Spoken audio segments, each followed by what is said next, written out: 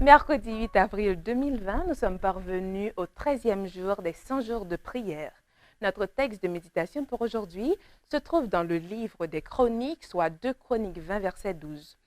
Ô notre Dieu, n'exerceras-tu pas tes jugements sur eux, car nous sommes sans force devant cette multitude nombreuse qui s'avance sur nous et nous ne savons que faire. Mais nos yeux sont sur toi. Dieu ne veut pas que nous nous laissions terrasser par une douleur muette qui nous brise le cœur.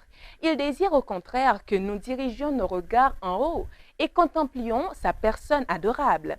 Que d'affligés dont les yeux, si aveuglés par les larmes, ne voient pas le Sauveur pourtant tout près d'eux.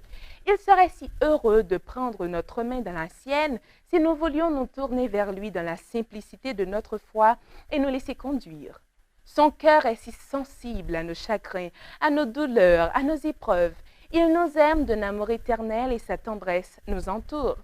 Si notre cœur est uni au sien et médite sur sa grande bonté, il élèvera notre âme au-dessus des tristesses quotidiennes et la fera demeurer dans le domaine de la paix. Pensez-y, victimes de la douleur et de la souffrance, et réjouissez-vous de savoir que la victoire qui triomphe du monde, c'est notre foi. C'est tiré de l'ouvrage Heureux ceux qui, à la page 19. Aujourd'hui, nous continuons à prier comme d'habitude. Nous prions pour ceux qui sont brisés, pour ceux qui ont récemment perdu des êtres chers et pour ceux qui luttent pour sentir la proximité de Dieu. Prions pour les membres d'Église qui sont confrontés au défi de la pandémie COVID-19 à travers le pays. Prions pour la force, la paix et la guérison.